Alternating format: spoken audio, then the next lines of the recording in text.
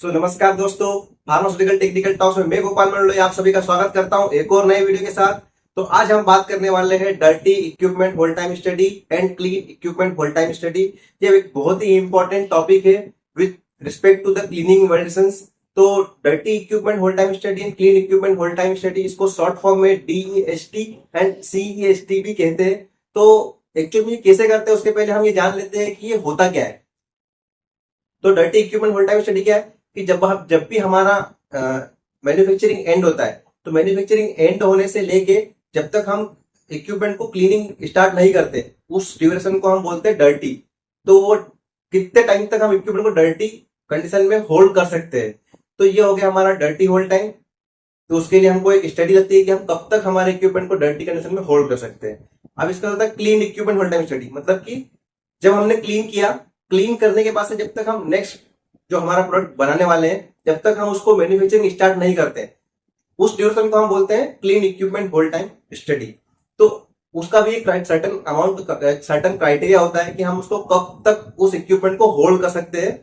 अभी आज हमने एक इक्विपमेंट को क्लीन किया, तो क्या इस पे मैं 1 साल के बाद भी प्रोडक्ट बना सकता हूं? अगर मैं बना रहा हूं तो मेरे पास उसका डेटा होना चाहिए कि हाँ 1 साल बाद भी वो इक्विपमेंट क्लीन था।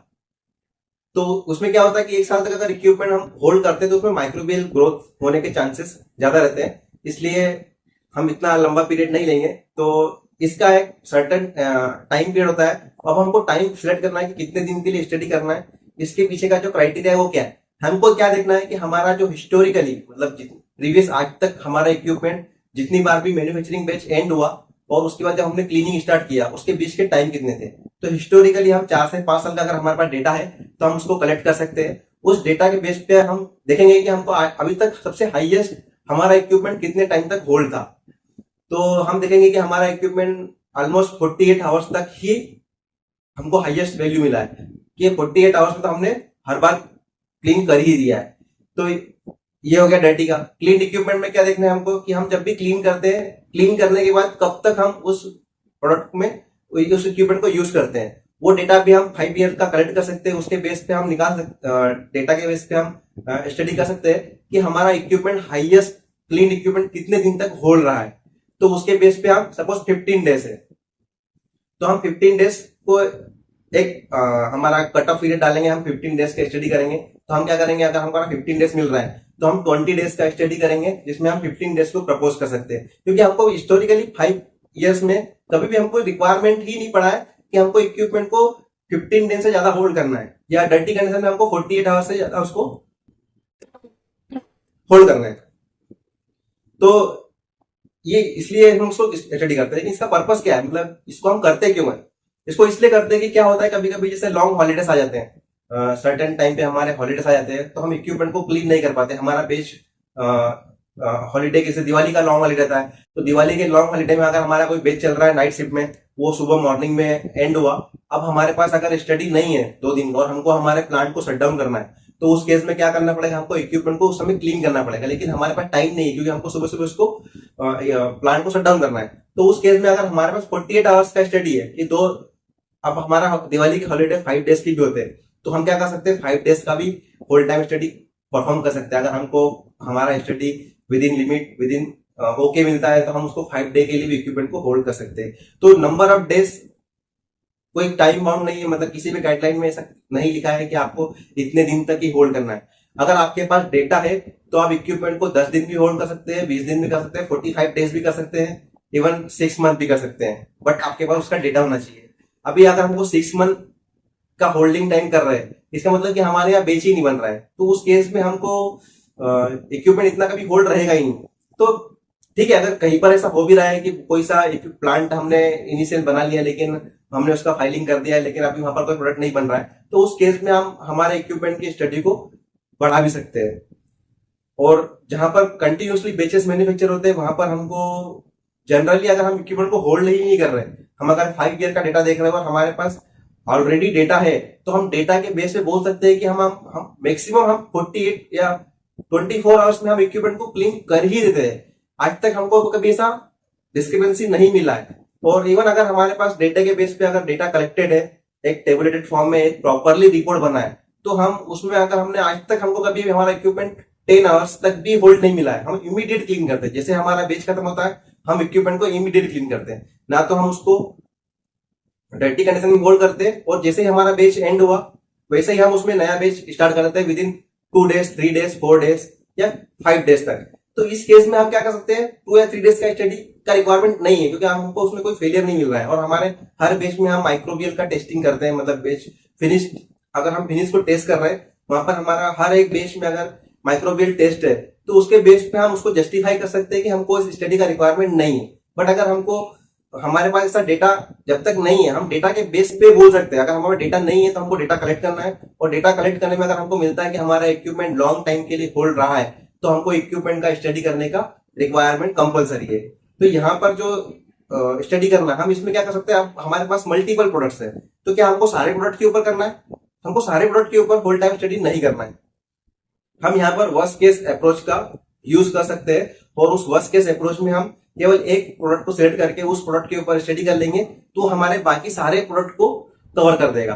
तो लेकिन हमारा जो सिलेक्शन अब प्रोडक्ट का जो क्राइटेरिया है, वो हमारा वर्स्ट केस अप्रोच के बेस पे होना चाहिए। तो फॉर एग्जांपल, अगर हम dirty equipment hold time study, clean equipment hold time study के लिए किसी प्रोडक्ट के लिए स्टडी करना चाहते हैं, तो हमको वहां पर क्या देखना है, कौन से प्रोडक्ट को हम सिलेक्ट करेंगे, मतलब हमारा सिलेक्शन क्राइटेरिया क्या रहेगा प्रोडक्ट के लिए। उसके लिए हम क्या करने वाले हैं कि हमको एक ऐसा प्रोडक्ट चूज करना है जो product prone to highly microbial growth, मतलब वो उसके ऊपर माइक्रोबियल ग्रोथ की संभावना सबसे ज्यादा हो, एक ऐसा हमको प्रोडक्ट लेना है। दूसरा, product which has no anti microbial, मतलब एक ऐसा प्रोडक्ट ही लेना है जो, जैसे कि अगर हमारा एंटीबायोटिक से पेनिसिलिन है या हमारा एमोक्सिसिलिन है, तो एमोक्सिसिलिन क्या है, एंटीबायोटिक है, तो हम उस प्रोडक्ट को सिलेक्ट नहीं करेंगे, क्योंकि वो ऑटोमेटिकली बैक्टीरिया को किल कर देगा। तो हमारा जो प्रोडक्ट है वो anti bacterial, anti microbial category का नहीं होना चाहिए, ठीक है। दूसरा, हमारा जो प्रोडक्ट है उसमें हम कंसीडर कर सकते हैं intrinsic factor and extrinsic factor. तो इंट्रिंसिक फैक्टर क्या होता है कि जैसे कि हाई पीएच हुआ, फॉर एग्जांपल हाई मॉइस्चर हुआ, उसमें हाई वाटर एक्टिविटी है, क्योंकि अगर प्रोडक्ट में वाटर यूज हुआ है, अगर वाटर ज्यादा यूज हुआ है, तो वहां पर हाईली चांसेस है उस प्रोडक्ट में माइक्रोबियल का ग्रोथ ज्यादा हो। मतलब हमको होल टाइम स्टडी के लिए ऐसा प्रोडक्ट चूज करना है जिसमें माइक्रोबियल ग्रोथ की संभावना बहुत ज्यादा हो। तो वो ऐसा कौन सा प्रोडक्ट होगा जिसमें वाटर ज्यादा होगा, मॉइस्चर कंटेंट होगा, जिसमें वाटर एक्टिविटी होगी, जिसका पीएच ज्यादा होगा। मतलब जनरली क्या होता है कि हाई पीएच पर माइक्रोबियल का ग्रोथ ज्यादा होता है, लो पीएच एसिडिक पीएच होता है जहां पर माइक्रोबियल को किल कर देता है लो पीएच। तो हमको हाई पीएच प्रोडक्ट सिलेक्ट करना है। यहाँ पर हम सॉल्युबिलिटी जो हमारा इनसॉल्युबल प्रोडक्ट है उसको भी ले सकते हैं, और उसमें हाई एक प्रोडक्ट वो सिलेक्ट करते हैं जिसका सबसे हाईएस्ट इक्विपमेंट को वो टच कर रहा है, मतलब जिसका बेस साइज ज्यादा है, हम उसको कंसीडर कर सकते हैं।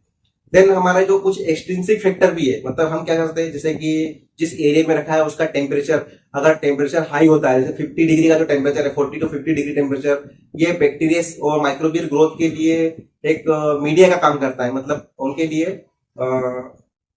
अनुकूल है। मतलब तो वो यूज, उसके लिए हम टेम्परेचर को कंसिडर कर सकते हैं। फिर टाइम भी कर सकते हैं कि जो लंबे टाइम तक वो कांटेक्ट में रहे। उसके बाद हम आरएच जो रिलेटिव ह्यूमिडिटी है, मतलब हमारा एक ऐसा एरिया जहां पर इक्विपमेंट या प्रोडक्ट जिसमें वो जहां बनता हो, जहां पर उसकी ह्यूमिडिटी ज्यादा हो, उस एरिया को भी हम ले सकते हैं। हमारे पास ह्यूमिडिटी का चार्ट है, उसके बेस पे हम स्टडी कर सकते हैं। उसके बाद जो हमारा है जिसका लार्ज बेस साइज है, मतलब कि अगर लार्ज बेस साइज है तो उसमें भी चांसेस ज्यादा है कि वो ज्यादा सरफेस को टच करेगा, और ज्यादा टच करेगा तो इसका मतलब कि उसमें बैक्टीरिया की ग्रोथ और माइक्रोबियल की ग्रोथ के लिए हाईली चांसेस है। फिर एक ऐसा एरिया भी, मतलब जहां पर हम मेन मूवमेंट ज्यादा हो, ठीक है, मेन मूवमेंट ज्यादा हो, हम इक्विपमेंट को सिलेक्ट करने का क्राइटेरिया है। तो अभी यहाँ पर हमने वर्स्ट केस प्रोडक्ट अप्रोच के बारे में देखा कि वर्स्ट केस में हम क्या क्या कर सकते हैं कि एक तो प्रोडक्ट हमारा एंटी माइक्रोबियल या एंटी बैक्टीरियल कैटेगरी का नहीं होना चाहिए, दूसरा हाई पीएच होना चाहिए, तीसरा हमारा हाई मॉइस्चर कंटेंट होना चाहिए, हाई वाटर एक्टिविटी होना चाहिए। तो इस तरह से हमारे ये 4 to 5 फैक्टर्स हो गए, इंटेंसिव फैक्टर है। सटन और भी हो सकते हैं आपके प्रोडक्ट के बेस पे, आपके पास कौन कौन से कैटेगरी के प्रोडक्ट्स है उसके बेस पे हम इसमें और भी फर्दर क्राइटेरिया डाल सकते हैं। उसके बाद हमारा दूसरा एक्सट्रिंसिक फैक्टर आ गया, टेम्परेचर, आरएच और हमारा टाइम, ये ले सकते हैं। तो ये हमारा सिलेक्शन ऑफ द प्रोडक्ट हो गया। अब हम क्या करेंगे, सिलेक्शन ऑफ द इक्विपमेंट, मतलब क्या हमको सारे इक्विपमेंट पे करना है? नहीं, हमको यहाँ पर इक्विपमेंट को भी हम वर्स्ट कर देंगे। मतलब हमने पहले तो वर्स्ट केस प्रोडक्ट निकाल लिया। अब तो इससे क्या हो गया, हमारे को सारे प्रोडक्ट करने की रिक्वायरमेंट नहीं है। अब हम क्या करेंगे कि सारे इक्विपमेंट का करना है, तो सारे इक्विपमेंट का भी नहीं करना है। हम यहाँ पर क्या करेंगे, जो वर्स्ट इक्विपमेंट है, मतलब जिसका सरफेस एरिया बड़ा है, जिसका डिजाइन कॉम्प्लेक्सिटी ज्यादा है, जहां पर मतलब मेन का मूवमेंट ज्यादा हो, मतलब हमको एक ऐसा इक्विपमेंट चूज करना है जहां पर कंटिन्यूसली मेन मूवमेंट ज्यादा होता है। क्योंकि जो मेन होता है it is highly prone to microbial growth, तो हम उसको ले सकते हैं। उसके बाद हम तो वर्स्ट केस इक्विपमेंट हमारा हो गया।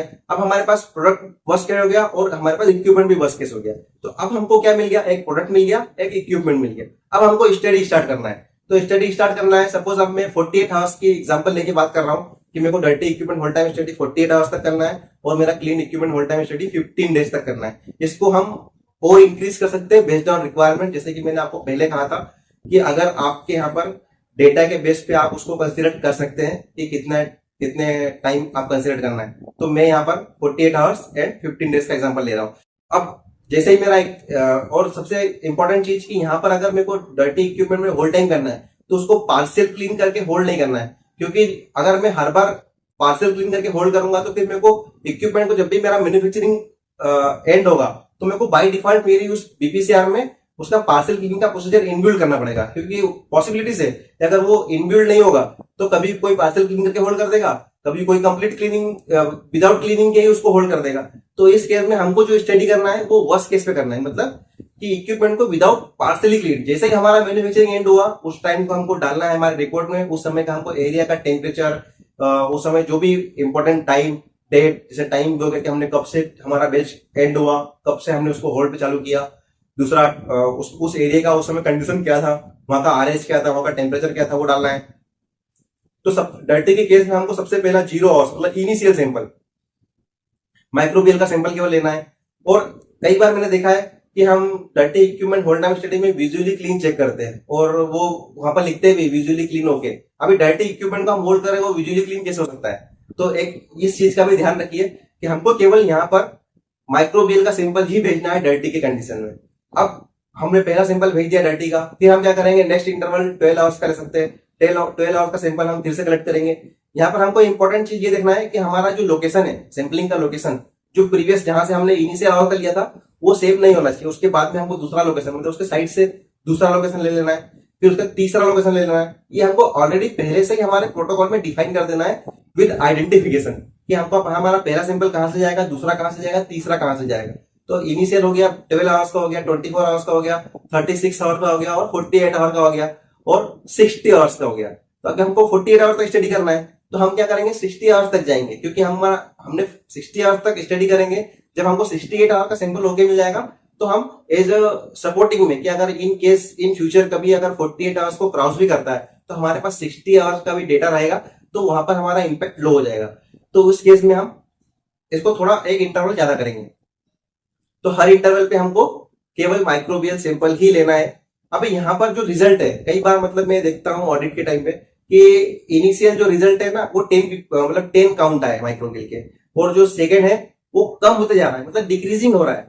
तो ये पॉसिबल नहीं है। इसका मतलब कि टेस्टिंग में कुछ गलती हो रही है या जो बंदा टेस्ट कर रहा है वो गलती कर रहा है। क्योंकि माइक्रोबियल क्या होता है कि टाइम के साथ वो बढ़ता है, वो कम नहीं होता है। अगर वहां पर कुछ माइक्रोबियल पहले 10 आ गया तो अब पॉसिबिलिटीज है कि 15 आ जाए या 9-10 के बीच में ही रहने वाला है, बट कभी भी वो डिक्रीजिंग नहीं होगा। अभी इनिशियल में मैं देखता हूँ कई बार ऑडिट में कि इनिशियल में 10 काउंट्स है और लास्ट वाला जो इंटरवल है उसमें 1 काउंट रहता है। तो ये इट इज नॉट पॉसिबल, क्योंकि अगर ऑडिटर इस चीज को देखता है, इस डेटा को, तो वो समझ जाएगा कि यहाँ पर किसी न किसी पर्सन ने रॉन्गली रिपोर्ट किया है, गलत टेस्ट किया है। तो ऐसा नहीं होना चाहिए। ये एक इंपॉर्टेंट चीज है, आप देख सकते हो। मतलब इसको कंसिडर कर ले, इसको आप नोटिस करना कि अगर आपको ऐसे रिजल्ट मिल रहा है तो आप उसको उसी समय स्टडी को बंद करके फिर से नया स्टडी इनिशिएट कर सकते हैं। फिर हम क्या करेंगे, ये हमारा डर्टी हो गया। अब हमारा 60 आवर्स तक हमारा डर्टी हो गया। अब हमने उसको इक्विपमेंट को क्लीन किया। अब जैसे हम उसको क्लीन कर रहे हैं तब वहां से हमारा क्या चालू हो जाएगा, clean equipment hold time study. तो clean equipment hold time study में हमको क्या करना है, इनिशियल सैंपल उसका इमीडिएट टाइम डाल देना है कब हमने उसको सैंपलिंग किया, और हम जब जितने इंटरवल सैंपलिंग कर रहे हैं उसका सैंपलिंग का time, must required, temperature, RH वगैरह हर एक टाइम पीरियड पे हम उसको कंटिन्यूसली मॉनिटर करना है। एक प्रोटोकॉल में हमारे प्री डिफाइंड टाइम होना चाहिए। फिर CST clean equipment hold time study, यहाँ पर हमको सबसे पहले इनिशियल सैंपल भेजना है, उसमें माइक्रोबियल का टेस्ट होगा। तो अभी हमको यहाँ पर क्या देखना है कि हमारा डर्टी कंडीशन में जो लास्ट माइक्रोबियल का ग्रोथ था, सपोज हमारा 10 से चालू हुआ था, 100 काउंट तक हमको मिलने लगे थे। 100 काउंट के बाद जब वो क्लीन किया तो अभी यहाँ पर एनडी हुआ है या 1-2 काउंट बचे है, ठीक है। अगर एनडी हुआ है तो वेल एंड गुड कि हमारा क्लीनिंग प्रोसीजर इतना इफेक्टिव है कि सारे माइक्रो ऑर्गेनिज्म को क्लीन कर देता है। लेकिन अभी अगर ऐसा हो रहा कि मेरा इनिशियल में भी 100 था और मतलब डर्टी कंडीशन में 100 था और अभी क्लीन कर रहा हूं उसके बाद भी 100 मिल रहा है, या डर्टी कंडीशन में 10 था और अभी भी 10 है, मतलब कि 10 और 10 सेम मिल रहा है, मतलब मेरा क्लीनिंग जो प्रोसीजर है वो माइक्रोबियल ग्रोथ को रिमूव करने के लिए सफिशियंट नहीं है। तो मुझे वहां पर प्रोसीजर को देखना पड़ेगा, एक बार फिर से स्टडी करना पड़ेगा। तो ठीक है, ये तो एक फ्यू नगेट्स है, मतलब बीच बीच में कुछ इंपॉर्टेंट टिप्स है कि जिनका हमको ध्यान रखना है, जिसकी वजह से हम ऑडिटर की ऑब्जर्वेशन से बच सके। देन नेक्स्ट हमको इनिशियल सैंपल लिया, केमिकल सैंपल लेना है, माइक्रो सैंपल लेना है और विजुअली चेक भी करना है वहां पर, क्योंकि अब हमने इक्विपमेंट को क्लीन कर दिया तो हम यहाँ पर विजुअली चेक कर सकते हैं। और विजुअली चेक का भी हमारे पास एक्सेप्टेंस क्राइटेरिया होना चाहिए कि किस लेवल का कॉन्फिडेंस हमको दिखता है। अगर आपको विजुअल इंस्पेक्शन स्टडी के बारे में जानना है, कैसे उसको एस्टेब्लिश करता है क्राइटेरिया, तो आप मेरा पिछला वीडियो देख सकते हैं। ऑलरेडी मैंने इसके ऊपर एक वीडियो बना चुका हूँ कि कैसे हम स्टडी करते हैं विजुअल लिमिट का, ठीक है, आप उसको जाकर देख सकते हैं। तो अभी यहाँ पर हमने इनिशियल सैंपल लिया, उसका माइक्रो टेस्ट किया, उसका केमिकल किया, उसका विजुअल इंस्पेक्शन किया, फिर हम यहाँ पर अब हमारा 15 डेज तक का स्टडी है तो हम उसको 20 डेज तक करने वाले हैं। तो जब 20 डेज तक स्टडी करने वाले हैं तो तब हम क्या करेंगे कि 20 डेज मतलब कि पहला सैंपल इनिशियल पे लिया, दूसरा 5 डेज पे लिया, तीसरा 10 डेज पे, 15 डेज पे, 20 डेज पे, 25 डेज पे, इस तरह से हम ले सकते हैं। और हर एक सैंपल को टेस्ट करेंगे, उसका हर एक का टाइम, टेम्परेचर रिकॉर्डिंग, उस एरिया का सब कुछ डाल देंगे, कितनी बार वहां पर अगर पॉसिबल हो कि मेन मूवमेंट अगर कितनी बार हुआ है वो भी हम डालें तो भी बेटर है, हमको उससे आइडिया लग जाएगा। और हम उस समय ये भी कर सकते हैं बाय डिफॉल्ट कि हम वहां पर मेन मूवमेंट बढ़ा दें कि ठीक है। और हम जनरली इक्विपमेंट को होल्ड कैसे करते हैं हमारे रूटीन प्रैक्टिस में, अगर हम उसको नॉर्मली होल्ड किया है, अगर हम उसको रेप करके अगर कोई पॉलीथीन से उसको रेप कर रहे हैं तो उस केस में हमको उस रेप को भी कंडीशन करना पड़ेगा। और यहाँ पर एक इंपॉर्टेंट चीज और कि हमारा जो सैंपलिंग का लोकेशन है वो हर बार डिफरेंट होना चाहिए, क्योंकि अगर हम पहली बार एक सैंपल वहां से ले चुके हैं तो दूसरी बार भी वहां से लेंगे तो कुछ नहीं होने वाला है। और सिमिलर CST में भी हमको जो रिजल्ट हमको ऑब्जर्व हो रहा है, रिजल्ट जो हमको मिल रहे हैं उनको भी हमको असेस करना है। मतलब कि अगर हमको इनिशियल डे पर रिजल्ट माइक्रो का 10 काउंट मिल रहा है, फिर 12 काउंट मिल रहा है, 15 काउंट मिल रहा है, 20 काउंट मिल रहा है, लास्ट डे तक हमको 50 या 30 काउंट मिल रहा है, तो इंक्रीजिंग है, इट इज गुड कि हाँ मतलब इंक्रीजिंग हो रहा है कि टाइम के साथ बढ़ रहा है। जब तक हमारा विद इन लिमिट है तब तक हम उसको स्टडी को कंटिन्यू करना है। और हमको हमारा अगर मैन्युफैक्चरिंग में हमको अलाउ करता है कि हमारा कोई बेच नहीं आने वाला है तो हम इस स्टडी को और भी फर्दर एक्सटेंड कर सकते हैं कि ये हमारे लिए बेटर है। क्योंकि हमको अगर 15 डेज का भी रिजल्ट ओके मिला है, 20 का भी ओके मिला है, 25 का भी ओके मिला है, तो उस समय हम बेस्ड ऑन द जस्टिफिकेशन कि हमारा नेक्स्ट 5 डेज तक अगर बेच नहीं लेने वाले हैं, मतलब प्लानिंग में नहीं है किसी सर्टन वजह से, किसी सर्टन प्रॉब्लम्स की वजह से, अगर वो किसी कारण से अगर हमारा बेच का प्लान और एक्सटेंड हो गया है तो हम क्या कर सकते हैं, हमारी स्टडी को भी और एक्सटेंड कर सकते हैं, क्योंकि ये हमारे लिए बेटर है। अभी हमने 15 डेज इसलिए सिलेक्ट किया था कि हमारा इक्विपमेंट 15 डेज तक ही फ्री होता है। कई बार क्या होता है कि मैन्युफैक्चरिंग का लोड इतना होता है कि हम ये स्टडी कर भी नहीं पाते हैं। तो अगर हम ये स्टडी कर नहीं पा रहे तो हम based on the historical data, 5 years के डेटा के बेस पे हम डेटा कलेक्ट करके उस बेस पे हम प्रूव कर सकते हैं कि हमारा इक्विपमेंट कभी होल्ड रहता ही नहीं है और अभी तक हमको सारे रिजल्ट ओके मिल रहे हैं और हर बेस में हमारा माइक्रोबियल टेस्टिंग होता है। अब अगर यहाँ पर हमारा रिड्यूस टेस्टिंग है तो रिड्यूस टेस्टिंग के केस में हमको CST DST, हम अगर रिड्यूस टेस्टिंग अप्रोच यूज कर रहे हैं फिनिश प्रोडक्ट के एनालिसिस में तो हमारा CST DST का अप्रोच मस्ट रिक्वायर्ड है। तो ये हो गया हमारा dirty equipment and clean equipment hold time study. अगर इसके बारे में अगर आपको कुछ और भी डाउट्स है, आपके कुछ और भी क्वेश्चंस है जो आपको क्लियर नहीं हुए या कुछ अभी मैं डायरेक्टली आपके सामने ये वीडियो बना रहा हूँ, मतलब मैं प्रिपेयर्ड नहीं हूँ और based on my previous experience, और काफी टाइम से मतलब मैं ऑलमोस्ट 3 to 4 years हो गए, जब 4 years हो गए मुझे, मैं इस क्लीनिंग मेडिसिन से अप्रोक्स मैंने नहीं किया है काफी टाइम से, मतलब इससे इन्वॉल्व नहीं हूँ। तो अभी मैं ऑडिट में इस चीज को देखता रहता हूँ, उसके बेस पे, उसी के बेस पे मतलब जो मुझे पता था वो आपको मैंने बता दिया। फिर भी अगर आपको कोई डाउट हो तो आप कमेंट करिए जरूर। आपके कमेंट नहीं आते तो मुझे ऐसा लगता है कि आपको मतलब कंप्लीटली सारा जो मैं बोल रहा हूँ वो क्लियरली समझ में आ रहा है। तो ठीक है, अगर आपके क्वेश्चंस रहेंगे तो मुझे और भी स्टडी करके आपको और भी बताने में ज्यादा इंटरेस्ट आएगा, ज्यादा मजा आएगा। So thank you for watching this video.